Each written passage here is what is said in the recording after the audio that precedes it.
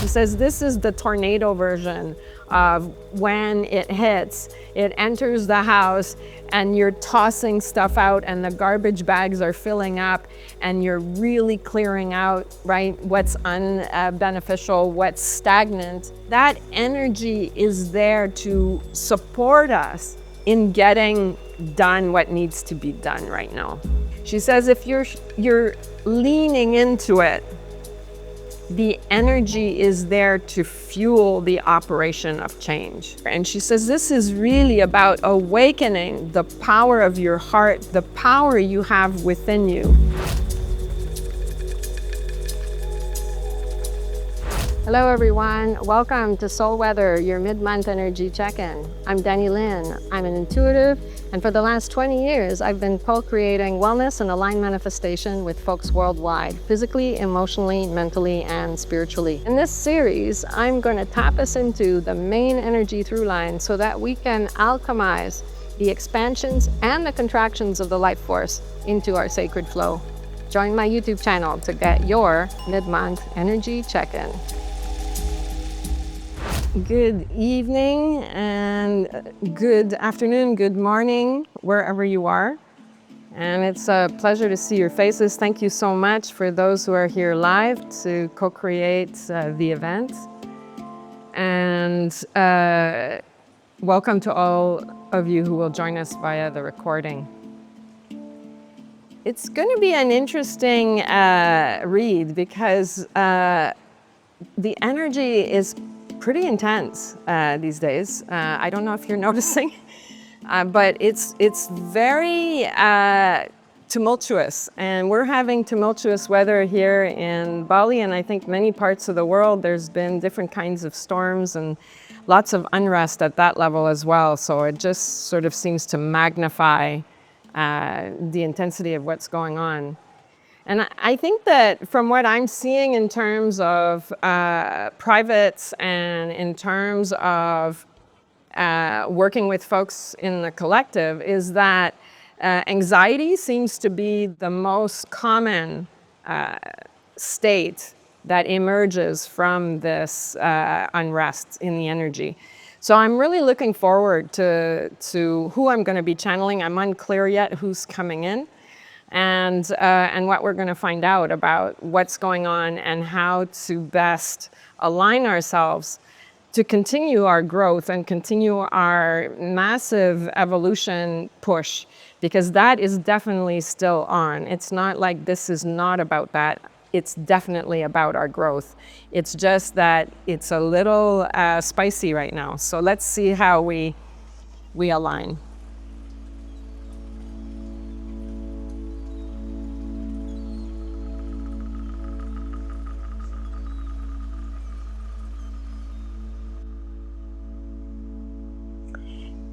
So the first person I'm channeling is Shri Shri Anandamayi Ma. And she's saying in a sense that our job is to remain calm and to remain steady. So our job is to keep our boat as steady as possible through all the means that we have of doing so, which will include what we put in our bodies, how much sleep we have, how we're organizing our days, and how we're strategizing to meet the demands of our daily life. She says that's our job right now, and it's within reach. It's what you can control. She says, and it's quite a relief to hear this, to be honest. She says that this whole energy that we're feeling, she says this is the ascended masters and all the forces in the astral and causal planes. All hands are on deck in a major way. She says there's really big work happening right now and big shifts happening. So that she says, don't worry about the shifts. It's all aligning ultimately toward harmony. And she says it's that sense of creating harmony in the micro and at the micro levels. And so she's talking through time and space. It's large what's happening. The canvas that they're working on is extremely large right now. And they're doing some really foundational work for us in this particular plane of existence in this earthly realm.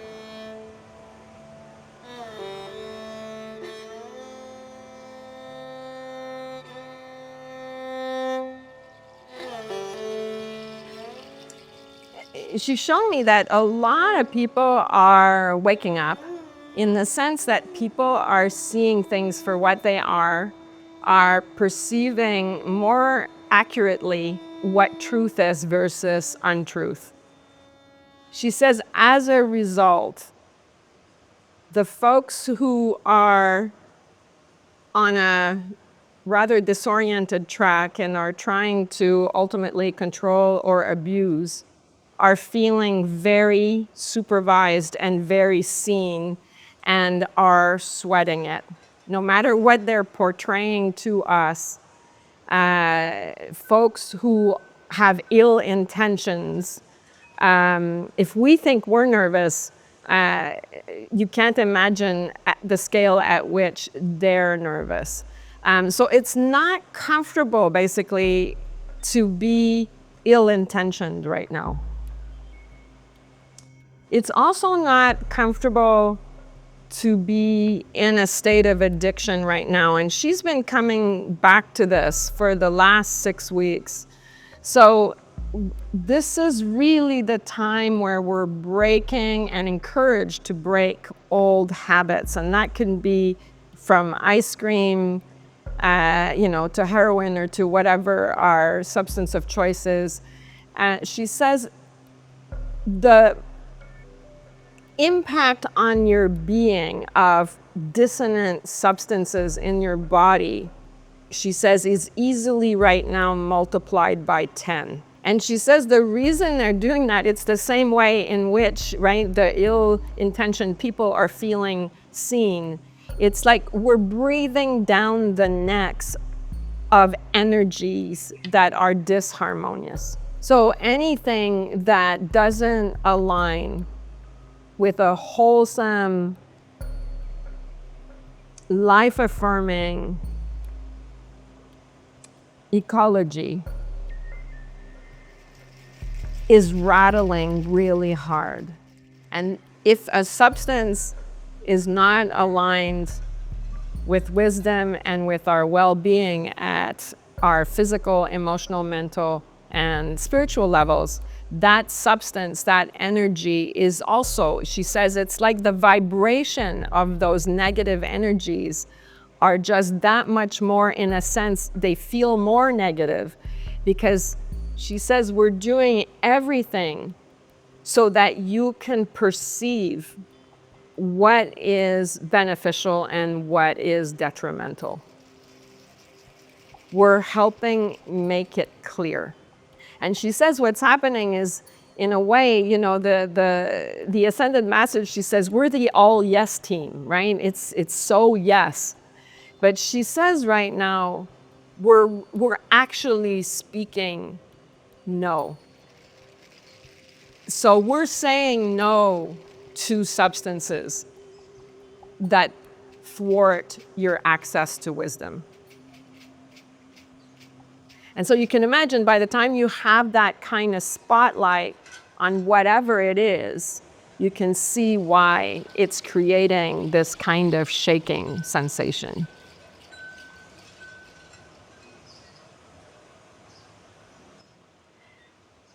As equanimous as the ascended masters are, she's using this language, she's translating it right through me in this language for us to understand. She says, it's like they're tired of it now. They're like, the moment is now to bring in, to have all hands on deck in every aspect of our lives so that we can basically really at a most profound level clean up our acts.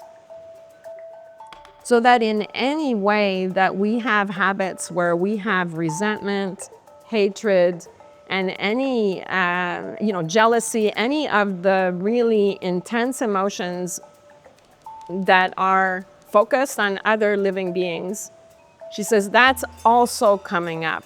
It's uncomfortable to hate right now. It's uncomfortable to be resentful right now. It's uncomfortable to be judgmental right now. So she says in the same way that we're increasing the impact of, I don't know, sugar in your system or whatever, we're also increasing the voltage of the impact of those unbeneficial patterns that are looping in your emotional and mental bodies.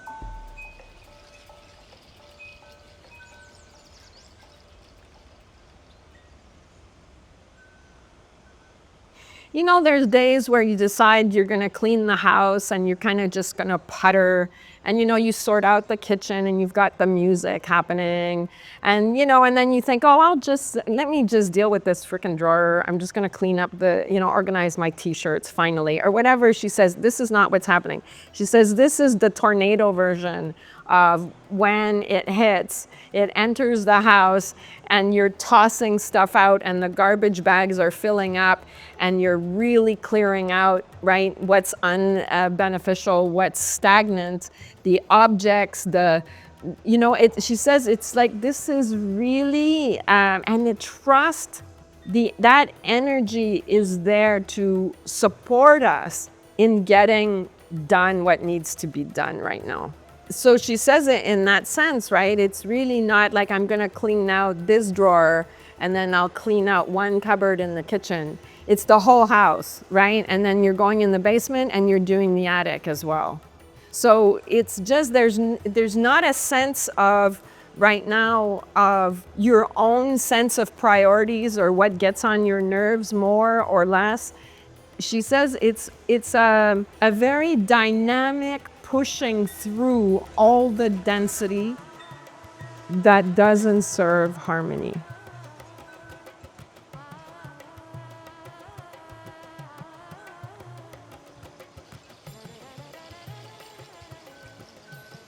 So she's saying that if you're not confused, if you're not in resistance, and you're listening and you're observing and you're receiving the information, and you're kind of going, oh, okay, I guess this is the time I'm going to really clean this up, whether it's physical, emotional, mental, or spiritual. She says if you're leaning into it, the energy is there to fuel the operation of change. You can basically take that tornado energy and convert it into a massive turbo current inside of you that really supports you every day to make a different choice today. And she says that's the thing about big changes, is actually the bigger the change, the more it drops down into what choice do you make this hour, right? This morning, this afternoon, this evening, today. The bigger the choice, the bigger the change, the bigger the challenge. And when it's challenging, then it becomes this thing where we need the support hour upon hour to do things differently. There's been a cumulative fog. There's been a cumulative adaptation to toxic substances, to toxicity at all sorts of levels, right? And she's talked to us about this before. And she's saying it's that fog, which is why the energy, this tornado energy, has to be so strong to help move this density and this fog so that you can see more clearly the path to joy, the path to peace, and the path to deep respect for all living beings. You know, it's like we've acclimatized to disharmony. So right now they're really shaking it up so that we're clear what is actually disharmony and what is harmony. And she says there's confusion, you know, because it's generations now of confusion. So it's it's a bit of a mess that way.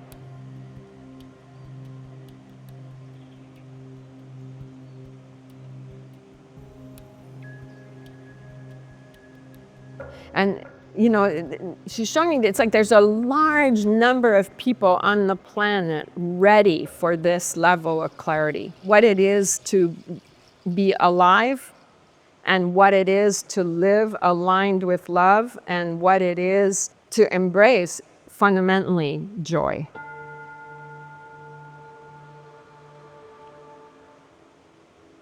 We've mixed ourselves up with this whole notion that joy is something we feel when something joyous, what we've identified as joyous, happens outside of us, and then it makes us joyful.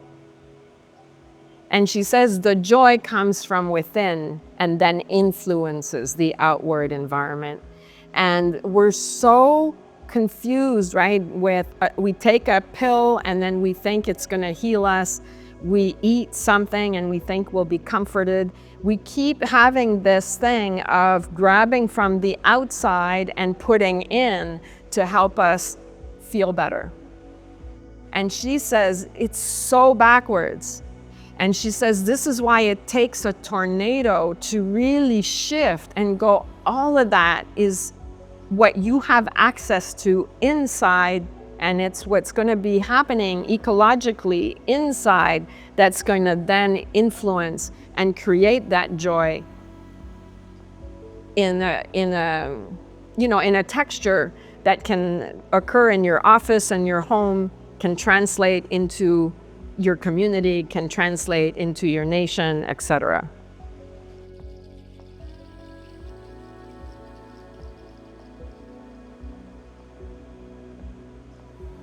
Yeah, she's saying we're really in the habit, right, of saying, well, this makes me feel this way. We've created some sort of chart, of what things out there, how they translate inside of us. And she says we're really convinced about these correlations that we've made. She's saying that's really what we're trying to break up, is this notion that if somebody does this thing, then you feel this thing, and then you feel justified to feel this thing, and then you're trapped in that sensation and in that feeling and in that state of mind.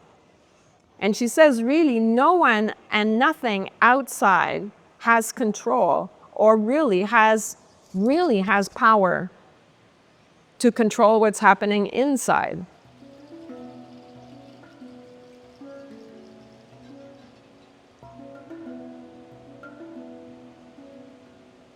So it's really about understanding that we are from within, have an ecology that's already imprinted in us, which is fundamentally harmony and joy and bliss, and this very, very sweet nectar of life itself. And that we are undoing all the frizz and the fog between ourselves and that aspect of ourselves, or that experience of ourselves and that aspect of ourselves. So it's allowing us to understand how much more power we have ultimately. Because she says if we think that these external things have so much power over us and are so essential, then we're actually giving away our power. And she says this is really about awakening the power of your heart, the power you have within you to emanate and produce, like she's showing me, like such a powerful beam that can influence the vibrations and in your environment.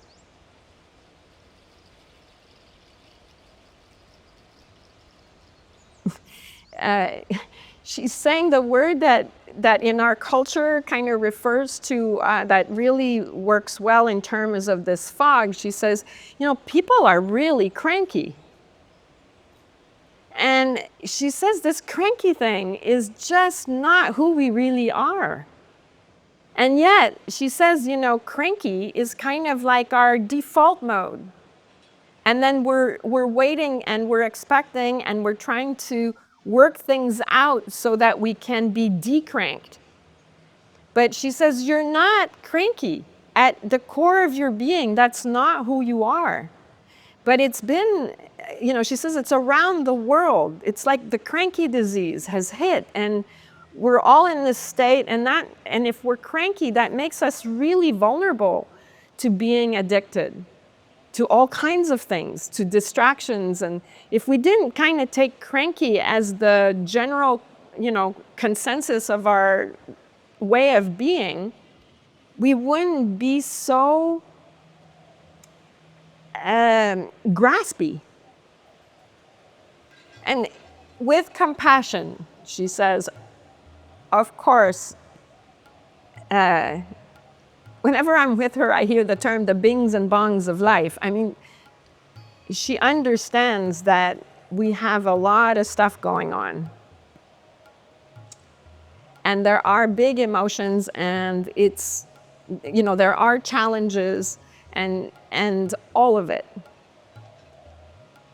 And yet what she's saying, if we are cranky to begin with, and then the bings and bongs happen, like there will be no resilience, and whatever's going to happen is going to be that much more painful. It just makes everything worse.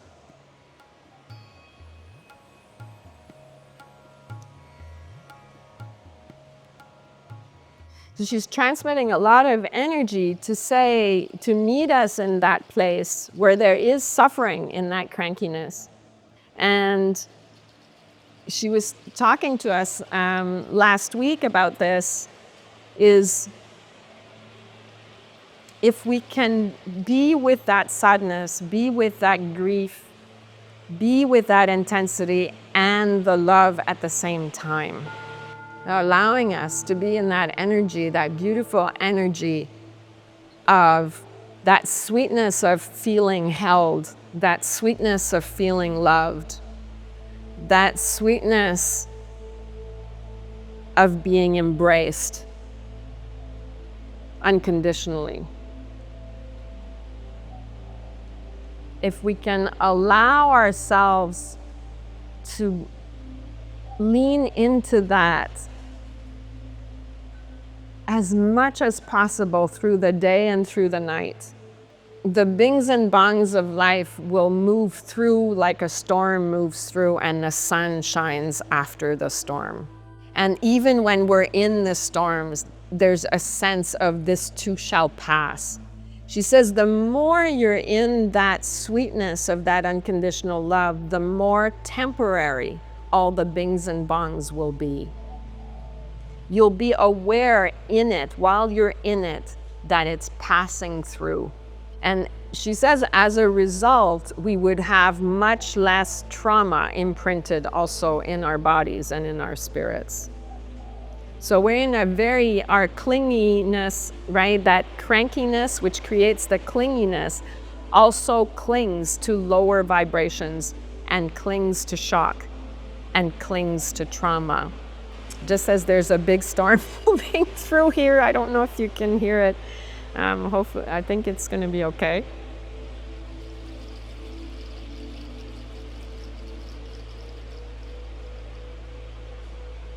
And she says that one of the keys to sitting in that place where there's that unconditional sweetness and love and the storm going through at the same time, she says that what's going to happen is there's going to be more of a sense, there'll be resilience, but there's also going to be a sense of leaning into the mystery of, I've got a big problem right now. I don't know how it's going to be resolved, but somehow things will shift and light will shine. And it's just that I don't know how this can be resolved right now.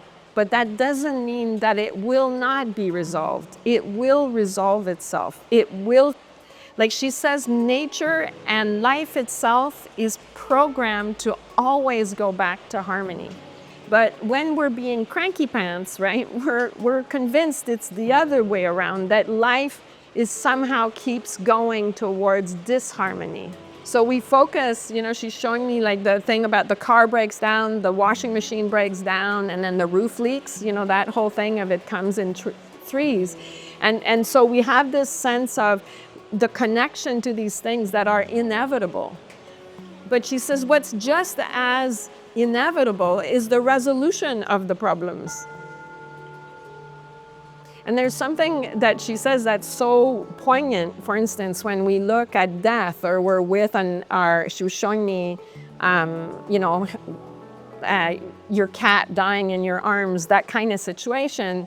And she says, sure, there's death and there's the end of this beautiful relationship in this particular form. But there's also something to be said when one looks at, for instance, as something as intense as the process of dying, that there is a beautiful and gentle way to move through the transition, even when it is death. Even death can occur with love, with gentleness, with respect, with dignity. And so she says, if we want to show up, for instance, in such a critical moment, when we are guardians for someone who is in the process of dying, can you imagine how much love and light you can bring to that transition if you're not cranky about it? And how beautiful and profound the experience is that is shared between the two individuals. So she says, if we can do that with death, something we have such a hard time with, right, ultimately, if we can learn to show up, can you imagine how many times you can show up for all the little deaths that occur? Whether it's the death of a friendship, a relationship, a job, a particular home, or whatever.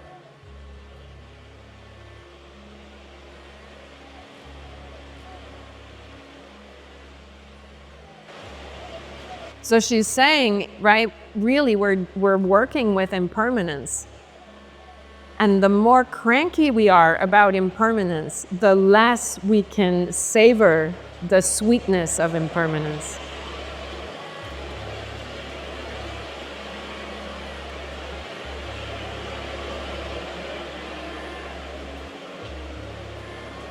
She assures us that there is sweetness in this realm that we're living in.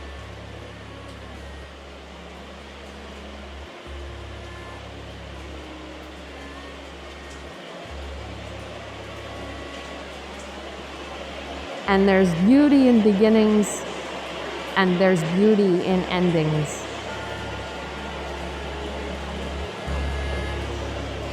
And there's beauty in that short or long middle section of whatever it is.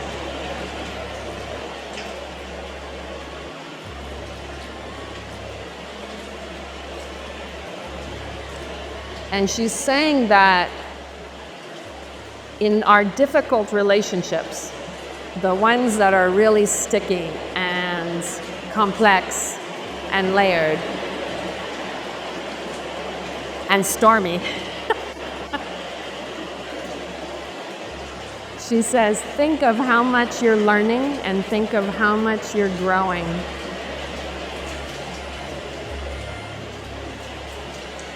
And how much you can thank that person for providing the circumstances for you to access more wisdom and more understanding of the human experience. She says the rough spots and the rough relationships and all that roughness, she says it's very, very fertile, very rich soil. And she's reminding me of how I deal with that. And she says, well, if that's what it takes, then that's what it takes, right? Things like accidents and injury and illness and all that stuff.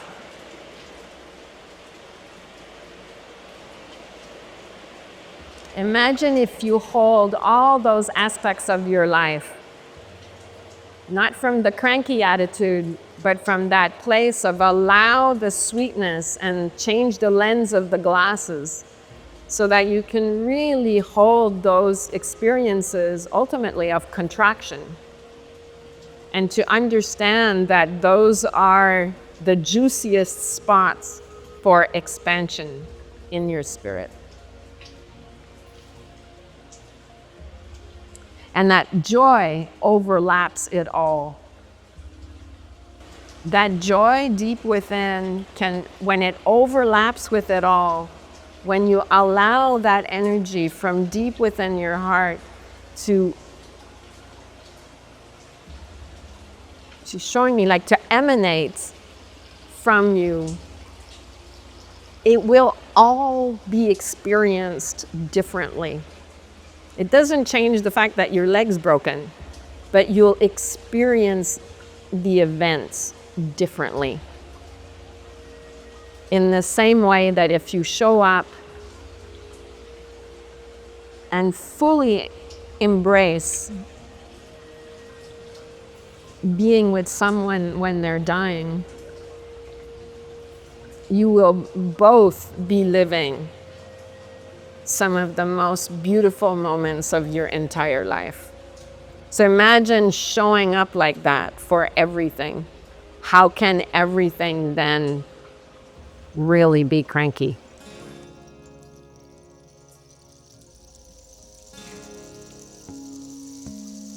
Or negative?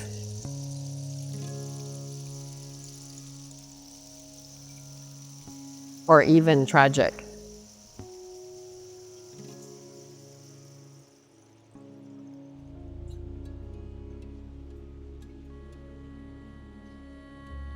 And the more those of us who are in circumstances where we are not in war or famine or in an ecological disaster of some sort, the more those of us who are really in the middle zone, the more we can tap into that way of living, the more we're going to be supporting the folks around the world who are in situations of war or really intense cataclysms.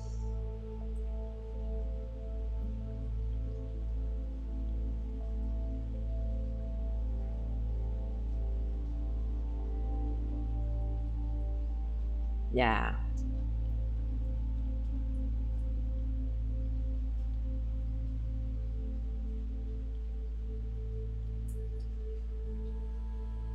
The more our engines of love and joy are purring, the more the vibrations of that purr will emanate over the entire planet.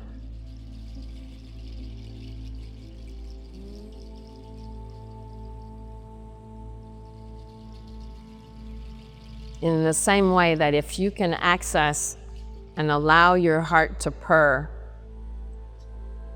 when your beloved cat is dying, when your beloved whomever is dying,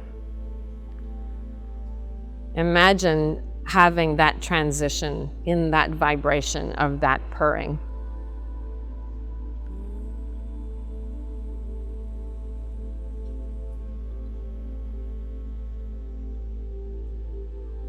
So be the cat who purrs and changes the vibration of the whole room, of your whole family, of your workspace, of your community, and the world.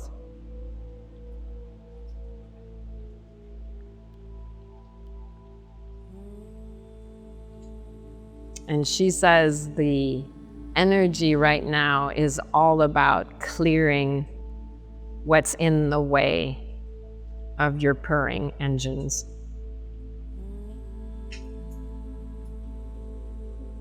Yeah.